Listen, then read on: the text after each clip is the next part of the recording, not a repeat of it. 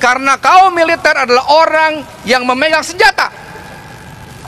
Orang yang memegang senjata, orang yang mengendalikan, mendominasi alat-alat kekerasan negara, tidak boleh mengendalikan kehidupan sipil lagi.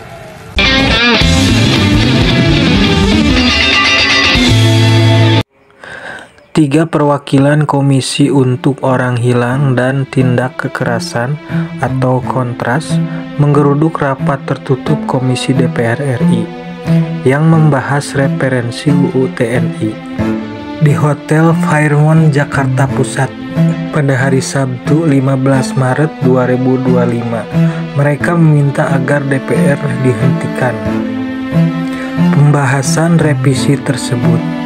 Mereka mempersoalkan rapat panja ini digelar secara tertutup.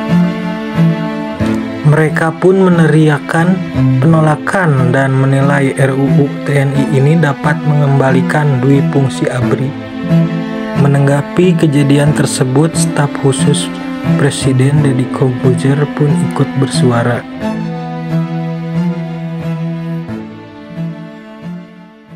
Diganggu dengan cara berteriak-teriak hingga mencoba untuk menerobos masuk ruang rapat secara paksa. Sekali lagi ya, secara paksa. Dan bagi kami, gangguan yang terjadi sudah mengarah pada sebuah tindak kekerasan anarkis. Sebagai Kementerian Pertahanan, kami akan selalu menghargai, menghormati, dan mempertimbangkan segala macam bentuk kritik dan masukan dari manapun. Namun yang terjadi kemarin bukanlah sebuah bentuk kritik atau masukan yang membangun, tapi merupakan tindakan ilegal dan melanggar hukum. Ilegal dan melanggar hukum yang mengancam sebuah proses demokrasi. Tapi gini, aku mau jelasin dulu bahwa rapat kemarin itu adalah resmi, konstitusional, dan tidak lagi membahas hal-hal seperti dui fungsi TNI. Bahkan Bapak Menteri Pertahanan Pak Syafri Syamsuddin itu sudah berkali-kali menegaskan, kalau ditanya juga, bahwa dui fungsi TNI itu sudah dikubur sejak dulu. Arwahnya sudah tidak ada, bahkan jasadnya pun sudah tidak ada.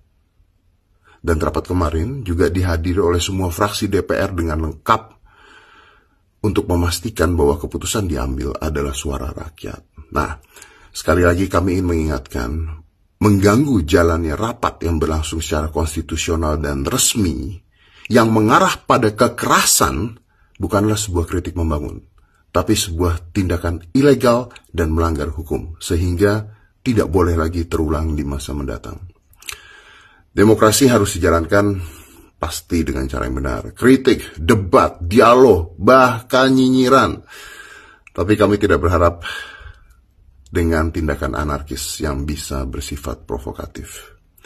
Jadi mari kita semua menghormati proses jalannya demokrasi dan percayalah bahwa Kementerian Pertahanan akan selalu bersama masyarakat untuk menjaga kedaulatan NKRI. Kalian tahu nggak sih kenapa banyak yang menolak RUU TNI? Jadi, dulu sebelum reformasi 98, ada yang namanya dui fungsi ABRI, di mana militer bisa mengikuti politik praktis, jadi nggak cuma ngurusin pertahanan negara aja. Nah, militer-militer yang aktif ini bisa merangkap ke berbagai posisi, seperti gubernur, bupati, DPR, menteri, tanpa harus pemilu. Masalahnya, ini bikin militer terlalu kuat dan sering ikut campur tangan ke dalam urusan-urusan sipil. Banyak kebijakan yang dibuat demi kepentingan elit, dan rakyat banyak yang terkekang dengan dalih keamanan negara. Setelah reformasi 98, sistem ini dihapus, biar militer fokus untuk menjaga keamanan negara, sementara pemerintahannya dipegang oleh sipil.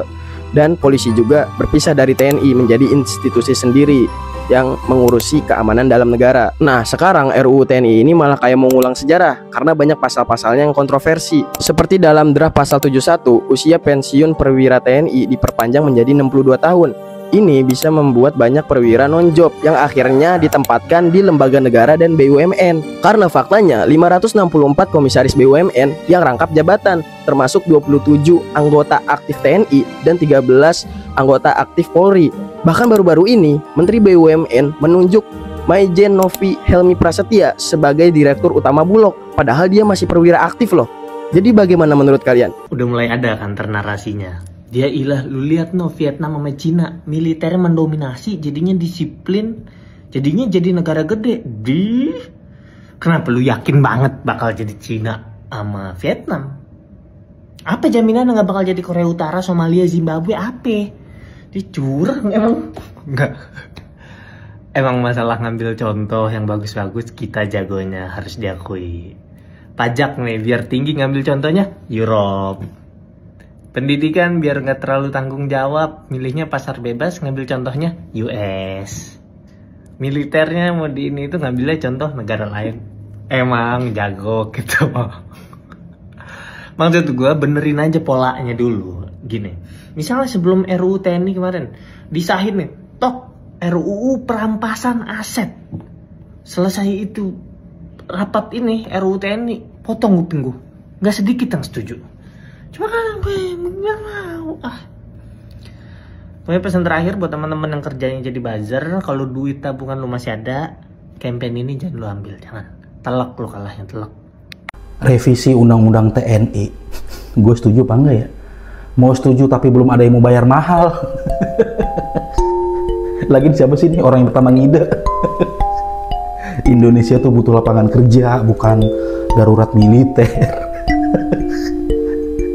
Udah gitu ya, gedung DPR ada, rapatnya pakai di hotel mewah. Ini gedung DPR-nya lagi dipakai hajatan apa gimana sih? Tadi didudukin rakyat, panik loh. Aduh, rapat ngumpet-ngumpet udah kayak gerombolan lagi merencanakan perampokan bank. Aduh, listrik bunyi lagi bentar. Lagian ngapain sih TNI pakai ngurusin sipil? Emang Pak Jenderalnya udah capek nganggur di markas? Atau anak buahnya udah bosan main pingpong terus? Pak Jenderal, perang dunia 3 tuh dikit lagi Pak. Ngapain ngurusin sipil? Mendingan latihan nembak Pak. TNI itu tulang punggung negara, bakal jadi tulang punggung yang keropos kalau sampai dipolitisir untuk golongan tertentu. Ayo lo, kalau emang mau berpolitik atau berbisnis, kan bisa gabung ormas. Sama-sama loreng kok. Ya kalau emang mau mengisi jabatan sipil, nggak apa-apa. Tapi mau nggak senjatanya diganti sama ketapel? Iya. Nih ya, kalau sampai RUU itu disahin, bakal capek loh. Nanti ada oknum TNI yang udah ngincer kaum hawa, masa ngincer jabatan ganda juga? Jangan sampai RUU ini disahin, takutnya nanti AHY bilang, tuh kan Pak, ngapain sih dulu pakai nyuruh berhenti?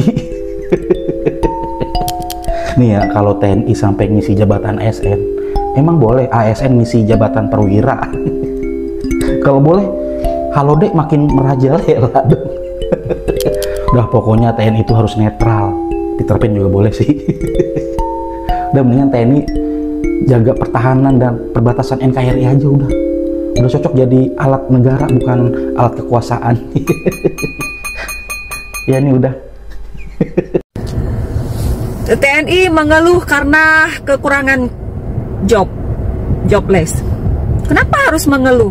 Toh mereka itu tanpa kerjaan pun itu digaji oleh negara setiap bulan. Berapa anggaran negara itu harus dikeluarkan untuk memberi gaji mereka setiap bulan dengan kondisi mereka itu hanya duduk diam di barak. Hanya duduk diam tanpa ada pekerjaan apapun. Harusnya kan bersyukur gitu kan.